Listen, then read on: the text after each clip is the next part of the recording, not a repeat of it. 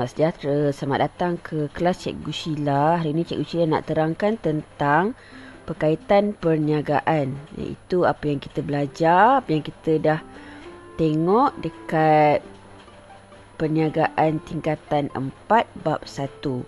Okey, mula-mula kita tengok kepada penawaran dan perkhidmatan. Okey, bila kita bercakap tentang perniagaan, tujuan perniagaan kita adalah untuk menawarkan, okey, cari warna cantik sikit, menawarkan barang dan perkhidmatan. Okey, itu tujuan perniagaan. Kemudian di bawah tujuan perniagaan ni, kita tahu, okey, bila kita nak tawarkan barang atau bila kita nak tawarkan perkhidmatan, kita akan fikir, okey, nak buat dalam bentuk OBU ke OBBU. Okey, jadi selepas kita tahu penawaran dan perkhidmatan, kita akan berfikir ataupun kita akan pertimbangkan sama ada untuk memilih organisasi bermotifkan untung ataupun organisasi bukan bermotifkan untung. OBU versus OBBU. Okey, apa dia OBU tu? Okey, OBU ni organisasi bermotifkan untung yang mana dia lebih mementingkan keuntungan. Okey, kalau OBU ni dia pentingkan keuntungan. Kalau OBBU pula, dia lebih kepada untuk memenuhi keperluan awam. Okey, itu yang beza ketara antara OBU dengan OBBU. Okey, kemudian selalunya bila kita menyentuh tentang OBU atau OBBU ni, dia ada kaedah-kaedah perniagaan. Okey, kalau kita tengok dekat sini, ayat kat sini, pentingkan keuntungan. Maksudnya bila dia berniaga, mestilah apa-apa yang dijual, okey, harganya adalah atas daripada harga kos. Barulah kita boleh dapat untung. Okey, berbeza pula dengan OBBU, dia lebih kepada memenuhi keperluan awam. Jadi bila ada soalan tanya, kaedah perniagaan OBBU.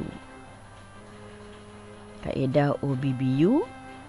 Okey, awak kena ingat ada berapa? Ada 3. Satu, percuma. Dia bagi barang tu secara percuma je. Okey. Contohnya macam Mercy Malaysia, dia sediakan ubat-ubatan untuk mangsa gempa bumi, contoh. Kemudian jualan pada harga kos. Okey, satu tadi percuma, satu pada harga kos. Okey. Kemudian jualan pada harga bawah kos. Ada 3 lah. Okey, satu tadi secara percuma. Kemudian pada harga kos. Kemudian pada harga bawah kos. Ingat tadi. Kalau untuk OBU tadi, dia hanya pentingkan untung je. Jadi dia perlu berniaga, kaedah perniagaan dia mesti jual pada harga kos. Satu saja. Okey, itu settle tentang penawaran barang dan perkhidmatan. Kemudian kita dah tahu, kita nak berniaga, kita nak pilih OBU ke OBBU. Kemudian kita tengok pula, okey, apa bentuk perniagaan yang kita nak fikirkan, yang kita nak buka. Okey, bila sentuh tentang milikan perniagaan, okey, apa yang ada dalam kepala awak? Okey, kita ada, warna colour lain sikit. Pink. Okey, kita ada milikan tunggal.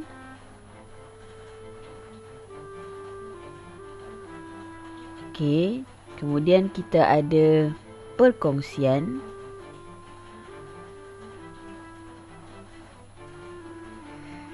kita ada syarikat. Syarikat pula ada 2. Satu awam, satu sendirian berhad. SDN. Okey.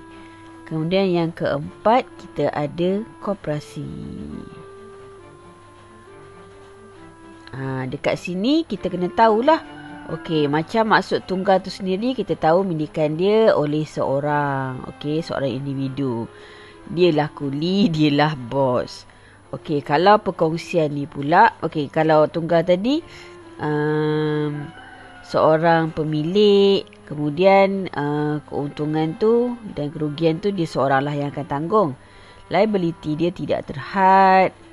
Okey, kemudian pendaftaran dia di bawah SSM lah. Okey, kemudian tengok kepada perkongsian. Perkongsian pula ada beberapa jenis perkongsian.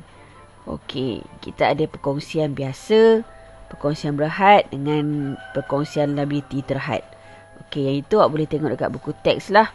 Yang mana dekat perkongsian ni kita ada beberapa jenis perkongsian kan, beberapa jenis rakan kongsi. Kita ada rakan kongsi berhad. Okey, kita ada rakan kongsi lelap. Kita ada rakan kongsi biasa. Okey, kita ada rakan kongsi aktif dengan nominal. Jenis-jenis ni kena tahulah. Jenis rakan kongsi. Okey. Kemudian kita dalam rakan perkongsian juga kita akan tengok kepada PLT. Perkongsian liability terhad. Okey, ada 3 ciri. Entiti berasingan, liability terhad, hayat berterusan. Itu kena tahu. Kemudian tengok kepada syarikat. Okey, ada syarikat awam berhad, ada syarikat sendirian berhad. Okey, nak tahu apa perbezaan awam dengan sendirian ni? Okey, bila ada syarikat, kita tahu bila syarikat, share lah. Maknanya dia mendapatkan dia punya modal daripada penjualan share. Okey, apa yang saya nak tekankan tentang awam dengan sendirian berhad tadi? Okey, bila awam, tengok perkataan awam, maksudnya dia public. Jadi kalau dia nak jualkan share dia boleh jual kepada siapa-siapa. Boleh dijual di bursa saham. Kalau sendirian berhad tadi sendirian. Okey, sendirian maksudnya sendiri-sendirilah. Share tu hanya boleh diberikan kepada saudara mara ke, adik-beradik ke, rakan terdekat. Okey, kemudian awam ni tadi maksudnya segala-gala pasal perniagaan tu boleh dikongsi. Berbanding dengan sendirian berhad tadi, dia punya kewangan ke, dia punya apa-apa data tentang perniagaan dia tertutup. Okey, sebab dia sendirian tadi tu. Itu secara umum lah perbezaan antara syarikat awam berhad dengan sendirian berhad. Kemudian kita tengok kepada koperasi. Okey, apa pula koperasi ni? Koperasi ni, okey, kita ambil warna lain. Hijau sikit. Okey, koperasi ni pula. Koperasi ni dia adalah satu organisasi yang ditubuhkan oleh sekumpulan individu. Keyword-keyword ni awak kena tahulah. Sekumpulan individu. Okey. Kemudian untuk apa? Secara sukarela untuk kepentingan bersama. Sekumpulan individu secara sukarela untuk kepentingan bersama. Okey, kemudian adalah beberapa ciri-ciri koperasi dia yang mana untuk kepentingan ekonomi anggota. Okey, kemudian dia ada peraturan-peraturan dia tertakluk di bawah Akta Koperasi lah. Okey, Akta Koperasi 1993. Kemudian ada prinsip yang awak kena tahu. Kemudian ada hak-hak anggota koperasi yang awak kena tahu. Okey. Kemudian ada lagi satu. Dekat bentuk pemilikan pula, kita ada juga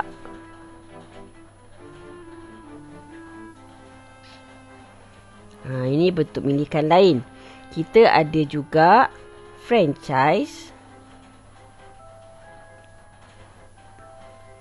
dengan usaha sama.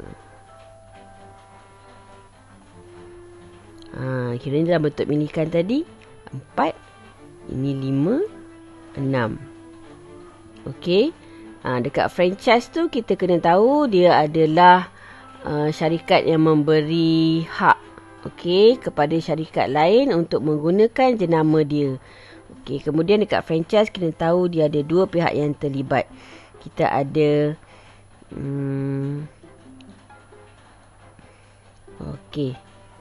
franchisor. Kemudian kita ada franchisee. Okey, siapa yang beli hak? Siapa yang beri hak? Franchisor.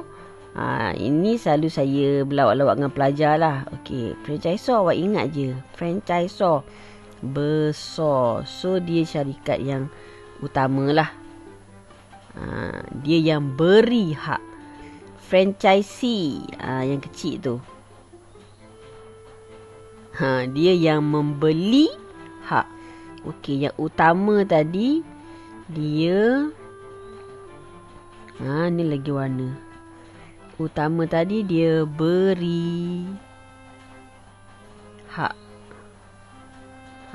Franchisee pula dia beli.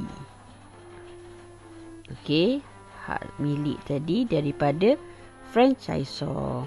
Okey, apa dia usaha sama? Usaha sama pula adalah satu pakatan strategi antara dua atau lebih pihak. Okey, untuk hasilkan barang atau perkhidmatan dalam tempoh masa tertentu. Jadi dekat usaha sama tadi dia satu perikatan strategik. Okey, antara dua atau lebih pihak lah, individu ke syarikat ke, untuk hasilkan barang dan perkhidmatan dalam satu tempoh masa tertentu. Habis saja tempoh masa, dah capai dia punya pakatan tu, apa objektif penubuhan usaha sama tu, maka selepas tu dibubarkan. Okey, kemudian kita dah tengok penawaran perkhidmatan, bentuk penikan. Kita tengok dekat klasifikasi dulu. Sebelum ke skala, kita akan pergi ke klasifikasi perniagaan. Okey, bila sebut tentang klasifikasi perniagaan, okey, dalam kepala kita terus kita kena tahu ada dua. Awak kena tahu dia punya satu, saiz perniagaan. Dua, kena tahu dia punya sektor perniagaan. Okey, saiz perniagaan ni apa? Okey, yang saiz perniagaan ni nak tak nak awak kena hafal yang carta daripada buku, jadual daripada buku teks tu. Okey, kat saiz perniagaan kita ada saiz kecil, kita ada saiz sederhana, kemudian kita ada bersaiz besar. Okey, yang mana ketiga-tiga tu dibezakan dengan, okey, macam mana saya nak buat? Dibezakan dengan jumlah jualan tahunan. Okey, jumlah jualan tahunan dengan dia punya pekerja tetap.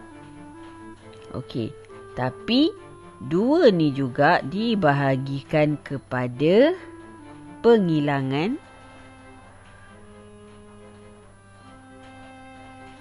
atau perkhidmatan. Jadual dia tak sama tau. Kalau penghilangan, contoh untuk saiz kecil dia, jumlah jualan tahunan 300,000 hingga kurang daripada 15 juta. Kalau dekat perkhidmatan pula 300,000 hingga kurang daripada 3 juta. Jadi tak nak kena hafal lah. Okey.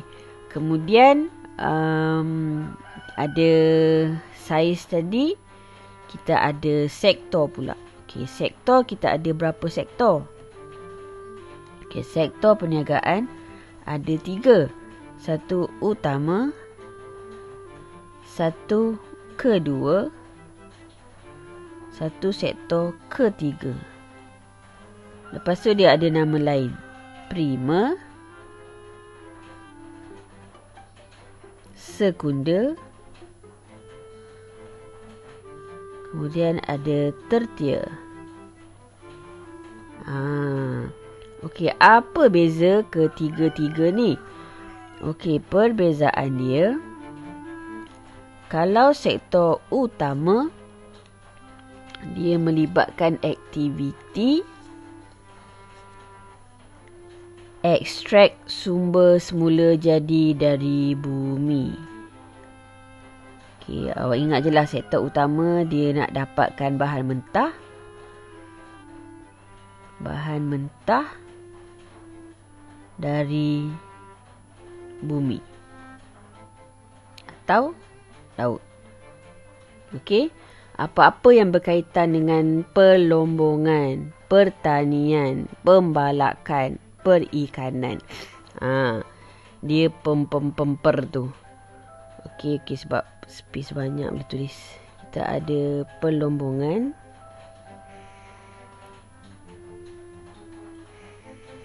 kita ada perikanan, kita ada pertanian, dan kita ada pembalakan. Okey, kalau sektor kedua ataupun sekunder pula, dia melibatkan satu pemprosesan. Ada perkataan proses. Proses apa? Okey, bahan mentah tadi jadi barang separuh siap atau barang siap. Itu sektor kedua. So, dekat sektor kedua kita ada pembuatan, kita ada kejuruteraan, kita ada pembekalan tenaga, kita ada pembinaan. Pembuatan, kejuruteraan, pembinaan. Okey, kita kena check balik dekat buku teks ni. Apa lagi satu? Lupa pula saya. Okey. Pembuatan, kejuruteraan, pembinaan. Okey, apa lagi satu, Cikgu Sheila? Itulah pembekalan tenaga tadi. Pembekalan tenaga. Okey, ini. Ada 4 juga. Okey. Kemudian kita tengok dekat ketiga. Ketiga ni, tertier ni, dia kepada apa? Lebih kepada, okay, tak cukup tempat. Shop di sini.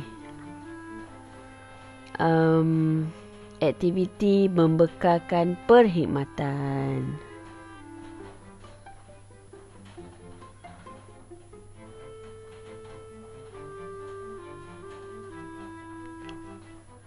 Okey, membekalkan perkhidmatan daripada pengeluar terus kepada pengguna. Okey, kemudian dia ada juga apa yang di bawah perkhidmatan tu, dia ada perkhidmatan awam, perkhidmatan swasta Dan last sekali, perkhidmatan sukarela.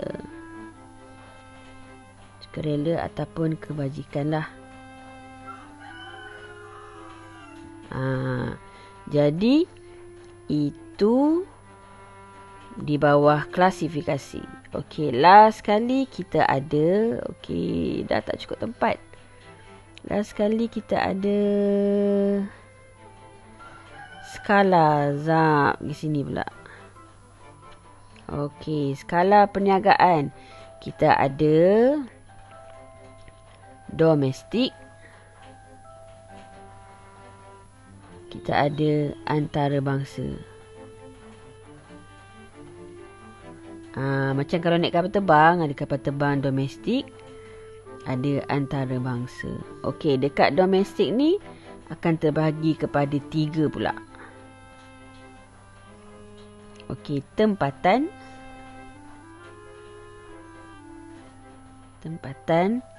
negeri dan kebangsaan. Okey, kalau awak kata perniagaan awak dekat kawasan-kawasan yang berdekatan, okey, dekat-dekat kawasan area-area rumah, itu kita boleh libatkan dia dalam skala tempatan lah. Kalau skala negeri pula, okey, dia lebih besar. Dia melibatkan peringkat-peringkat daerah dalam sesebuah negeri. Okey, kalau tempatan tadi yang dekat-dekat. Kalau negeri tadi dia dekat antara daerah-daerah lah. Okey, kalau skala kebangsaan pula, okey, dia punya perniagaan dia lebih besar, saiz dia lebih besar. Kemudian kalau kebangsaan meliputi seluruh negara. Maknanya awak merentas negeri lah. Negeri tadi awak merentas daerah, tempatan tadi yang berdekatan. Okey. Kemudian tengok kepada skala antarabangsa. Okey. Awak ada zon. Kemudian kita ada global. Okey, apa perbezaan zon dan global tadi? Zon tu dia fokus kepada pasaran-pasaran di kawasan tertentu sahaja. Okey, kalau global ni dia lagi luas, merentasi sempadan. Okey, jadi itulah perkaitan perniagaan, okey, dalam bab 1. Oh, banyak lagi kat atas ni rupanya dia punya kawasan. Okey, tak apa. Jadi semoga dapatlah apa yang dikongsikan hari ini. Okey, yang ini nota ni nanti saya akan kongsikan. Okey, sekian. Semoga berjumpa lagi. Assalamualaikum.